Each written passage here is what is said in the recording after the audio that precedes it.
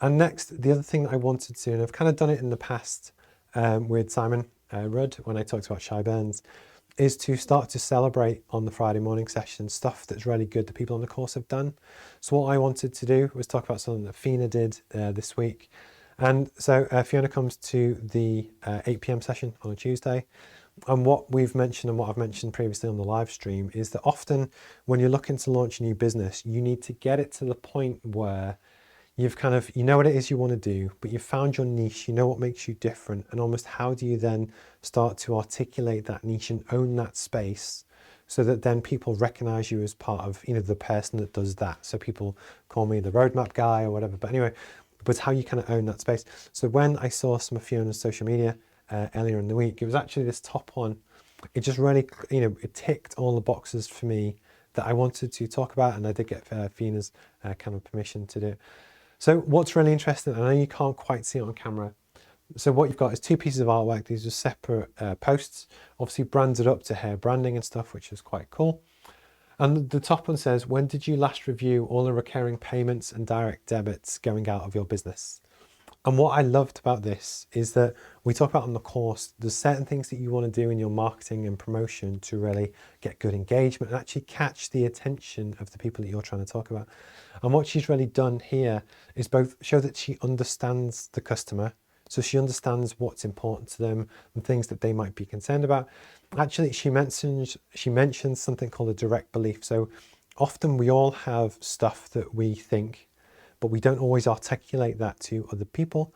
So actually there will be business owners, and she aims predominantly at business owners, and actually speedway riders, which I'll touch on in a second.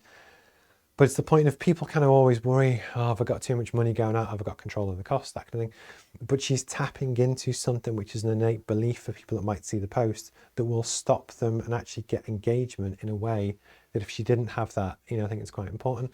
It's on brand. There's a clear kind of call to action with all of these, and actually within the text of each post, she kind of covers that really well. She makes it clear how she can help. So for instance, if you talk about a key topic, in this case, worried about payments going out of your business and controlling costs, it implies that she can help solve that, and almost starts to plant the seeds for people understanding innately what she can do to help their business. And actually, I thought it was really, really good. And then the other thing that she does is she's very regular and consistent with her posts. So another one that came out, and I'm going to touch on this in a second, was this bottom one. That when, actually this all links together better than I planned it will. Later on when I talk about if you had 10 million quid, would you still do the same thing? What we're trying to do is actually look at how can you find something which is you're passionate about, that you love to do, that actually money no object, you would happily follow that mission and kind of do it moving forward. And when we did this exercise with Fina, one of the things we, I don't want to ruin the next segment, but you talked about the stuff that you love and what could you get paid to do, and actually lots of different kind of things. And basically she loves artwork. She loves drawing and painting and Celtic art and that kind of thing, but she also loves speedway in terms of a sport. And then as well as that, she also speaks Polish as well, and basically speedway is one of the biggest sports in kind of Poland. So one of the things that we'd looked at about maybe an avenue that she could follow for her business is that she has like a finance accounting type background. Would actually, when you put down the dream job, if what could you do if you got paid to kind of do it?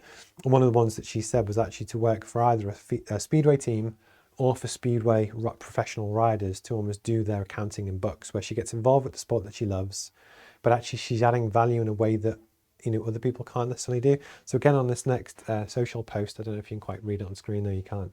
It basically says, which would you rather do this weekend? Massive amount of paperwork or ride your speedway bike? And obviously for her key target audience, which is a professional speedway rider, or even a keen speedway enthusiast, etc., of course you want to do the thing that you love. You don't want to get bogged down to do the crappy stuff, which could be the paperwork. But again, it's a very, very good, very clever social media post, which taps into the core belief of her audience that they don't want to do paperwork, and actually says, look, I can help with that, and it's a very, very good piece of marketing. So I just want to say, Fina, congrats. I think it's excellent. Well done. It's a pleasure to kind of have you on the course. And what I want to do this week and future weeks is just celebrate things that people do and all the small wins within this segment, to both show good practice and that kind of thing, but actually share and talk about people on the course as well, which I thought was quite cool. So well done.